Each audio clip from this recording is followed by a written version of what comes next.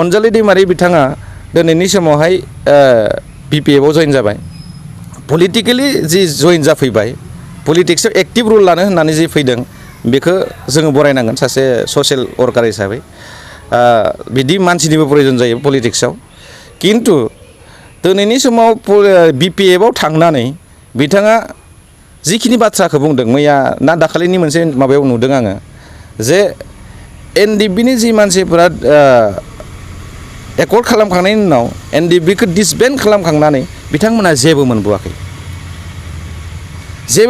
होननाय बाथ्राया बिराद माने दुखुनांथावना बाथ्रा मानोना NDP हिसाबै जिखिनि संग्राम खालामबोबाय संग्राम खालामबोनायनि गेजेरजों जोङो बर' जातिनि थाखाय एबसुआनो होन NDP आनो होन बर' जातिनि थाखाय मोनसे एरेन्जमेन्ट लाबोनानै होफैनो हाबाय आरो जि NDP नो बे बिटिआर एकर्डआव NDPफोरा जिखिनि सेक्रिफाइस खालामबोदोंमोन बे सेक्रिफाइस खालामबोनायनि थाखाय न' बाङाव थांफिननांगौनि थाखाय बिटिआर एकर्डआव बिसोरनि एक्स ग्रेसियानि बाथ्रा बिसोरनो फैसानि बाथ्रा 5 लाखनिफ्राय लानानै फैसानि बाथ्रा जायफोरा एज दङ बिथांमोननि थाखाय क्वालिफाइड एज गोनां बिथांमोननि थाखाय साख्रिनि बाथ्रा बेवहाय दङ दा BPF नि चिफ BPF नि माने पार्टिनि गाहाय बिथाङा बिटिआर एकर्डखौ मानिया होनना बुंनाय लोगो लोगो अनजालि दैमारि बिथाङा BPF खौ बिटिआर एकर्डखौ इमप्लिमेन्टेसन खालामनायनि थाखाय खामानि मावनो हायाबा बै मानसिफोरनि अबस्थाया मा जागोन जेलनिफ्राय दिहुननायनि अबस्थाया मा जागोन ओंखायनो आं खावलायनो लुबैदों जे दिनैनि समाव आब' अनजालिमोन बायदि मानसिया बिटिआर एकर्ड इमप्लिमेन्टेसननि थाखाय खामानि मावनांगौ बिटिआर एकर्ड इमप्लिमेन्टेसननि थाखाय खामानि मावनांगौ आरो बेखौ खामानि मावनायनि कम्फर्टेबल जायगायानो जाबाय BPF नङा खिन्थु दिनैनि समाव कम्फर्टेबल जायगाया बिटिआर एकर्डखौ इमप्लिमेन्टेसन खालामनायनि कम्फर्टेबल जायगाया BPF नङा मानोना BPF नि मुरब्बियानो दिनै बुंदों जे बिटिआर एकर्डखौ आं मानिया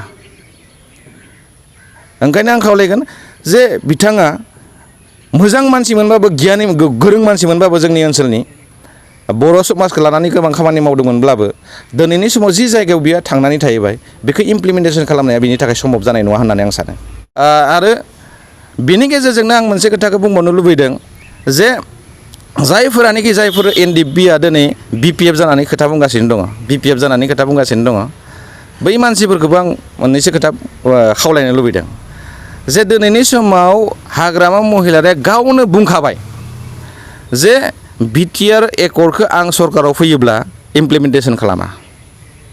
आं बेखौ मावफुङा बिदि होननानै बुंखांनायनि उनाव दिनैनि समाव बै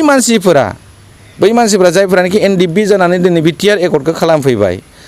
बै मानसिफोरा दिनै बुजिनांसिगौ जे एकर्डआ इमप्लिमेन्टेसन जायाबा बिथांमोननि एक्स ग्रेसिया मा जागोन एकर्डआ इमप्लिमेन्टेसन जायाबा जायफोरानोखि NDP जानानै जेलाव थांनानै दंहैयो बै मानसिफोराथ' जेलनिफ्राय उद्धार जानाय नंला दा बैसोरखौ बोरै मा खालामगोन दा एकर्ड इमप्लिमेन्टेसन जायोबासो बैफोर मानसिफोरा आरो जि एक्स ग्रेसियानि बाथ्राफोर दङ बै बाथ्राफोरा बेवहाय जाफुंगोन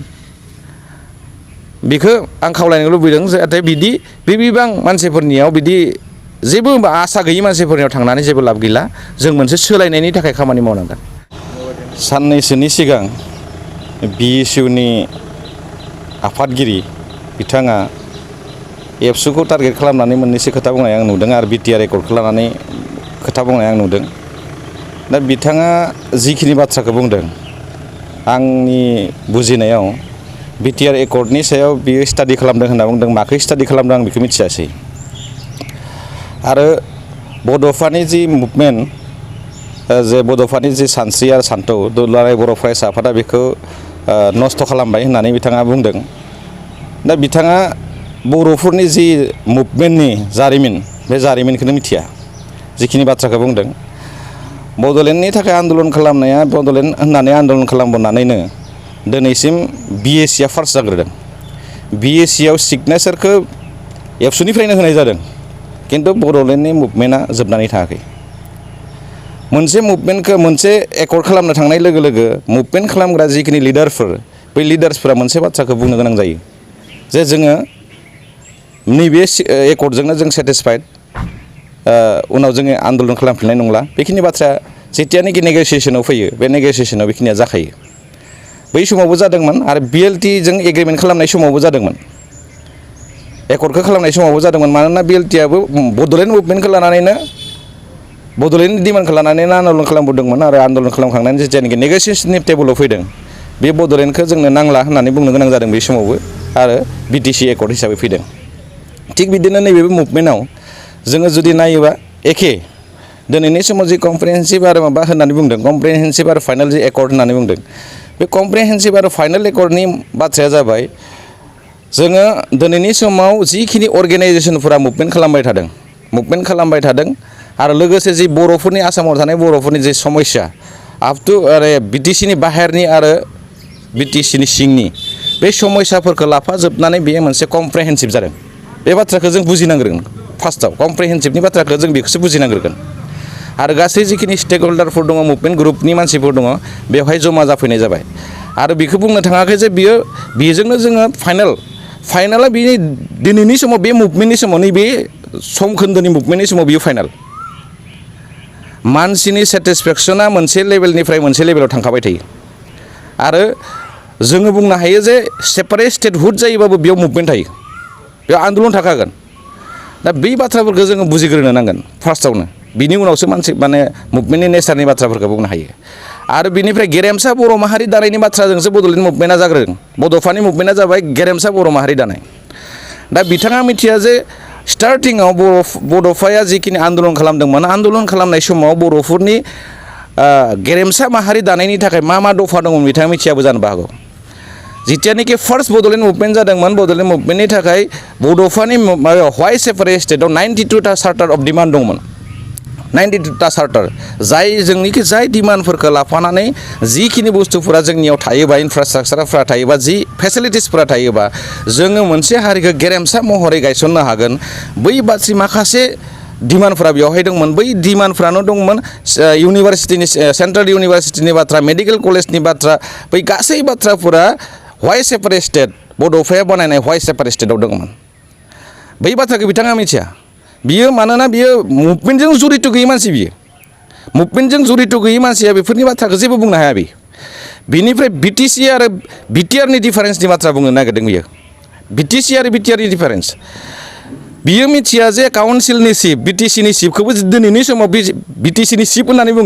बुंनायावसो बुङो बिनि लिरनायनि जि नेम बे जाबाय चिफ एक्जिकिउटिभ मेम्बारानोखा बियो बेखौबो लानानै बुंदों बिथाङा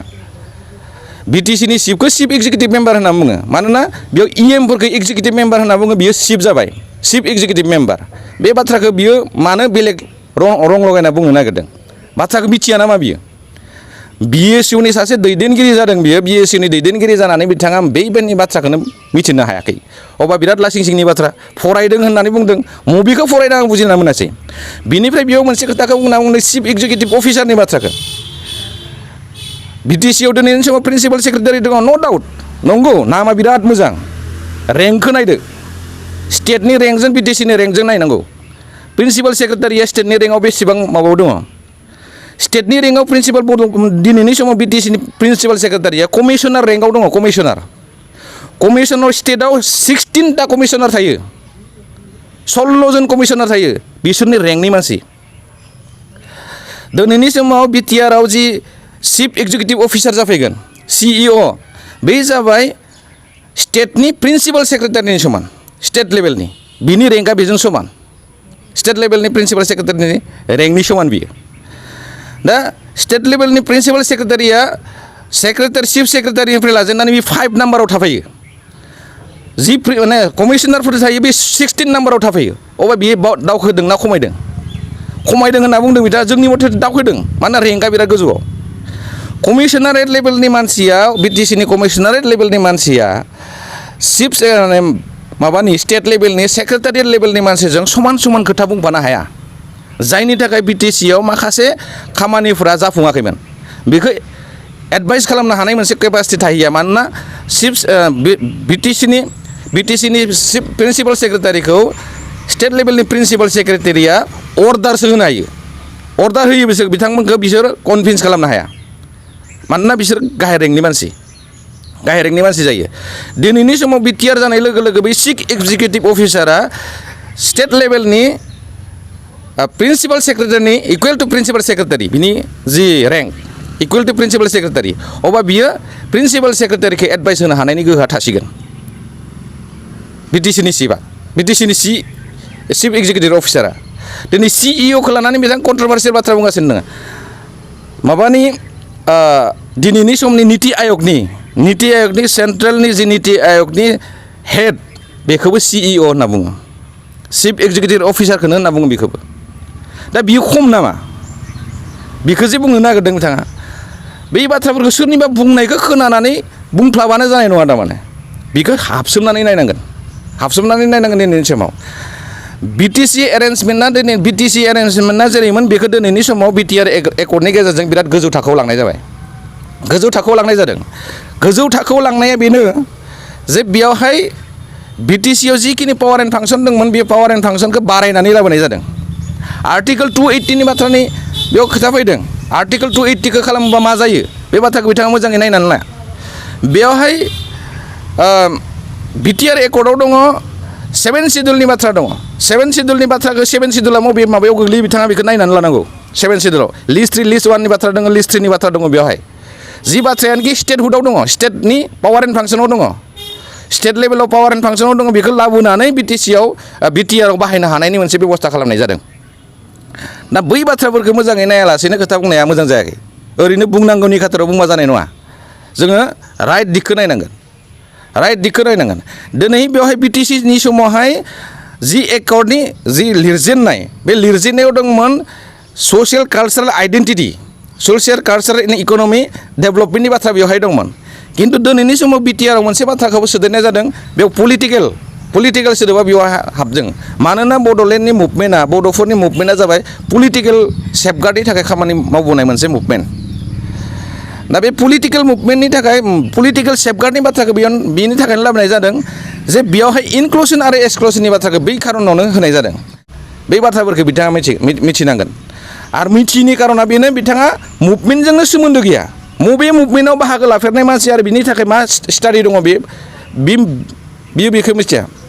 स्टाडि गैया होननानै आं सानो बेखौ जेबो स्टाडि गैया बियो स्टाडि गैयिनि थाखाय गुबुन गुबुन मानसिफोरनि जि खोनानाय बाथ्रा बे खोनानाय बाथ्राखौनो बुंगासिनो दङ माने माबा जानानै सोरनिबा जानानै बुंगासिनो दङ प्रि अकुपाइड मानसि बिसोरो प्रि अकुपाइड मानसिफोरा मोनसे माबाखौ माने समाल'सना खालामनो बा माने क्रिटिसिजम खालामनायाव बे एक्साइटेड जायो मोनसेल' साइडथिं जायो प्रि अकुपाइड जानानै बुंग्रा मानसिफोरनियाव आरो बिएससिआव कमप्लिटलि पलिटिकेल प्रि अकुपाइड मोनसे माबा बियो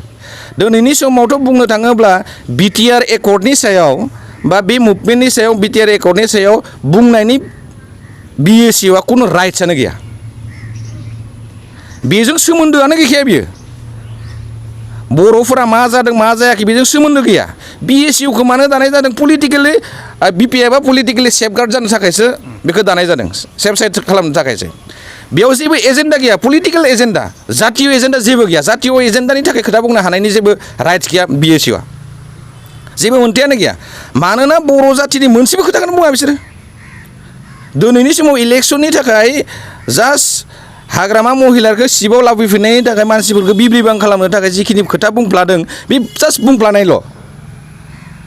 जुदि हसायनो बर' जाथिनि थाखाय मायाबा मोनसे साननाय दङबा बिएससिनि दैदेनगिरि बिथाङा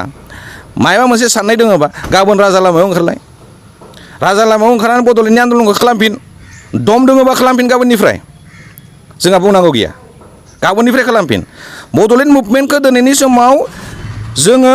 बर' हिसाबै जोंनि साफ्रोमनियावबो बड'लेण्डनि माबाया सिमाङा दंखायो दा बेखौ जाफुंसार होनायनि थाखाय मोनसेनि उनाव मोनसे मेकानिजमजों थांबाय थानो गोनां जादों मानोना बै समाव बिएससि एकर्ड खालामनायनि उनाव एकर्ड खालामखांनायनि उनावबो एबसुआ एकर्ड खालामखांनायनि उनावबो एबसुआनो बिनि मुभमेन्टखौ खालामफिनदों एकर्ड खालामखांनायनि उनाव मुभमेन्ट खालामनो हायैनि बाथ्रायानो गैया बिनि उनाव फैबाय मा लिडारफोरा बे समावहाय हायाबो जानो हागौ खिन्थु लिडाराथ' सोलायबाय थायोना एबसुनि लिडाराथ' सोलायलांबाय थागोन बे समाव बिनि निड्सआबो सोलायलांगोन बिनि माबायाबो सोलायलांगोन समयसाफोराबो सोलायलांगोन समयसा सोलायनाय लोगो लोगो दुलाराय बर' फरायसा आफादा जि समयसा सिटुएसन बे सिटुएसनखौ नायनानै मुभमेन्ट खालामनांगौ बा खालामगोन बियो जातीय इस्युसखौ लानानै दुलाराय बर' फरायसा आफादा खामानि मावखागोन दिनैनि समाव आफादत जिखिनि खामानि मावदों बिटिआर एकर्डसिम जि फैबाय आन्दलन खालामखांनायनि उनाव बे फैनायनि उनाव दिनैनि समाव एकर्ड जाखांनायनि उनाव दुलाराय बर' फरायसा आफादा बे एजेन्डाखौ लानानै मुभमेन्ट खालामनायनि बाथ्रा गैथ'ला मानोना दिनैनि समाव बेखौ पलिटिकेलि इमप्लिमेन्टेसन खालामनायनि बाथ्रा दङ एकर्ड जाखांबाय पलिटिकेलि इमप्लिमेन्ट खालामनायनि बाथ्रा दङ बेनिखायनो दुलाराय बर' फरायसा आफादा एकर्डखौ इमप्लिमेन्टेसन खालामनांगौनि थाखाय बिटिआर एकर्डखौ इमप्लिमेन्टेसन खालामनांगौनि खाथिराव दुलाराय बर' फरायसा आफादा इउपिपिएलखौ सापर्ट खालामलांदों मानोना जास्ट आउटगोयिं प्रेसिडेन्टआ दिनै इउपिपिएलनि प्रेसिडेन्ट आरो बिनि आखाइजोंनो माने बिबो सासे सिगनेटरिस बारग'नाय आफादगिरियाबो बियो सासे सिगनेटरिस आरो एक्जिस्टिं जेनेरेल सेक्रेटारियाबो बिटिआर एकर्डनि सिगनेटरिस बे सिगनेटरिस हिसाबै बेखौ इमप्लिमेन्टेसन खालामनायनि थाखाय दिनैनि समाव बिथांमोना दुलाराय बर' फरायसा आफादा इउपिपिएलखौ सापर्ट खालामदों बेयाव जेबो माने सन्देह गैया आरो बेखौ कन्ट्रभार्सियेल बाथ्रा बुंनांगौनि जेबो दरखार गैया मानोना बेयाव बिराद गिदिर मोनसे इस्यु दङ बेखौ इमप्लिमेन्टेसन खालामनायनि बाथ्रा दङ सोसनदेरनायनि बाथ्रा दङ आरो बे सोसनदेरनाया स्पेसियेलि सनितपुर आरो बिश्वनाथनिफ्राय लानानै आप टु लखिमपुरनि सिमुलुगुरि बै जायगासिम बिनि मोनसे सिमाखौ जों माबा खालामनानै दोनखानाय जादों बै थांनाय समफोरावबो सनितपुरनिफ्राय लाजेननानै गहपुर ओनसोलनि गोबां मानसिफोरा मुभमेन्टजों जड़ित थानानै खामानि मावबोबाय आरो गोबां सहिदफोर जाबोबाय बिनि जास्टिफिकेसननि थाखाय मोननै एकर्डआव जोङो मोनसेबो लिरनानै लाबोनो हायाखै बिएसिनि समाव आरो बिटिसिनि समाव जे सनितपुर लखिमपुर बैखिनि ओनसोलनि मानसिफोरनि थाखाय जोंनि बर' मानसिफोरा बारसोमनानै खामानि मावदोंमोनब्लाबो बै मानसिफोरनि थाखाय जेबो जोङो लाबोनो हायाखैमोन एबाराव बिटिआर एकर्डनि गेजेरजों बै जायगाफोराबो मोनसे हाबसननायनि लामायाव फैबाय बिटिआर ओनसोलाव बेजों लोगोसे बिनि बाहेरायाव थाबोगोन जिखिनि बाहेरायाव थाबोगोन बै बाहेरायाव थाबोगोनफोरनि थाखायबो बर'फोरनि थाखाय मोनसे पलिटिकेल एरेन्जमेन्टनि बाथ्राया दिनै थिग जाबाय बर' कसारि वेलफेयार अट'नमास काउन्सिलनि गेजेरजों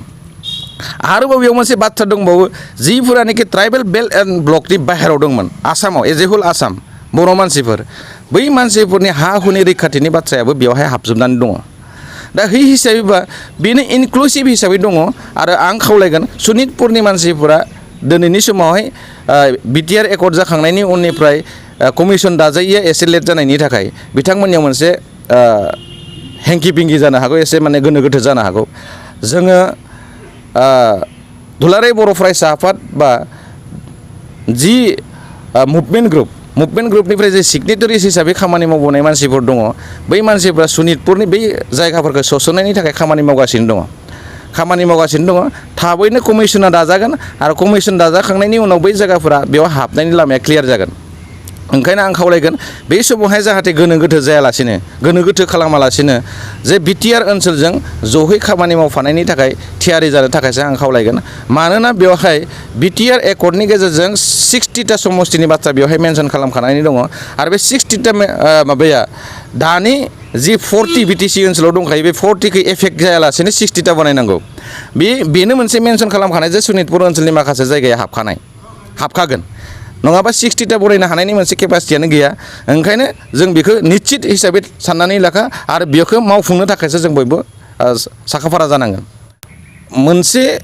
एरेन्जमेन्ट खालामग्रा एनडिएफबिआनो होन एबसुनि आफादगिरि बारग' आफादगिरि प्रमद बर' बिथांमोनखौ जि बाथ्रा बुंदों बियो मोनसे इमसननि गेजेरजों बुंदों होननानै आं सानदों इमसन बियो आरो बेवहाय मोनसे पलिटिकेल एजेन्डाबो थानोबो हागौ आरो सनितपुरनि माखासे मानसिफोरानो जायफोरानोखि जेनुइन मानसि हसा अर्थ बिसोर बर' जाथिखौ मोजां मोनग्रा मानसि बै मानसिफोरा खिन्थु दिनैनि समाव जेबो बाथ्रा बुङाखै आरो बिथांमोना बिटिआरजोंनो थाफाखानो गोसो जानानैनो खामानि मावगासिनो दङ सानैसो सेल्फ सेन्ट्रेड गावनिल' सानग्रा सानैसो मानसिफोर दङ आरो बे गावनिल' सानग्रा सानैसो मानसिफोरासो दिनैनि समाव बेखिनि बाथ्राखौ बुंगासिनो दङ सनितपुर एज ए होल सनितपुरनि रायजो राजाफ्रा बुङाखै बेखौ सनितपुरनि रायजो राजाफ्रा बुङाखै बिश्वनाथनि रायजो राजाफ्रा बुङाखै आसियाव साननो हानाय सानैसो मानसि जायफोरानोखि बिराद स्वार्थलबि गावनि थाखायल' सानग्रा बै मानसिफोरा गावखौ बिराद मोनसे माबायाव दोननो नागिरग्रा बै सानैसो मानसिफोराल' बुंदों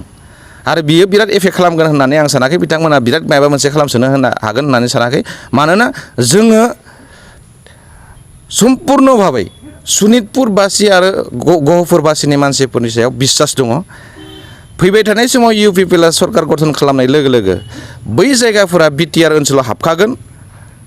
हाबखागोन आरो बिनि थाखायनो जोंहा मोनसे बिसास दङ जे सनितपुरनि मानसिफोराबो माने दिनैनि समाव बेखौ नेनानैनो दङ आरो रायजो राजाफ्रा बेखौ आसा खालामनानै दङ आरो बै सानैसो मानसिफोरजों बिथांमोना गैफाया होननानै आं सानो आरो बेजों लोगोसे आं मोननैसो खोथाखौ बुंबावनो लुबैदों दिनैनि समावहाय हाग्रामा महिलानि बाथ्राखौ आं फंनैसो बुंनो लुबैदों हाग्रामा महिलारि बिथाङा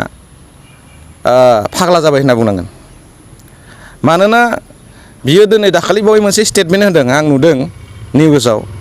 जे 40थायावबो जिखिगोन होनना बुङो बियो 40थायाव बोरै जिखिलायखो मोननै मोनथामसो खोथा जाबाय थायो बिनिया फंसे बाथ्रायानो मोननै मोनथाम जायो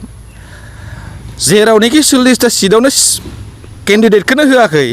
बै मानसिया 40ता सिटआवबो जिखिगोन होननानै माबायदि बुंखो बेथ' फाग्लानिसो खोथा बियो 40ता सिटआवनो जे होआखैबा 40ता बोरै जिखिगोन बेथ' कमप्लिटलि फाग्लाया मानसियासो बिदि बुंगोन बेखौ दिनैनि समाव बियो फाग्लायानो जाबाय मानोना जेरावबो गावनि माबाया गैला एक्जिस्टेन्सा गैला जों जेनखासिगोन बे मोनसे माबाखौ नुनानै बियो फाग्ला बायदि बुंगासिनो दङ आरो माने एबारनिफ्राय जे गावआ माने सियाराव गैला बे बाथ्राखौ बियो मोजाङै मिथिदों बिनिखायनो बिनि बुंनायफोरा मोनसेबो थिग मोनसे अबस्थायाव थायाखै दिनै मोनसे बुङो गाबोन मोनसे बुङो आरो बै मानसियानो मोनसे समावहाय बिटिआर एकर्डखौ बिराद मोजां होननानै बुंदोंमोन दिनै आरो बे मानसिया हपलेस होनना बुंबाय बेखौ भेलुलेस होननानै बुंबाय बे जाबाय मानसिक भारहायमता गैयि जानायनि मोनसे नेरसोन बियो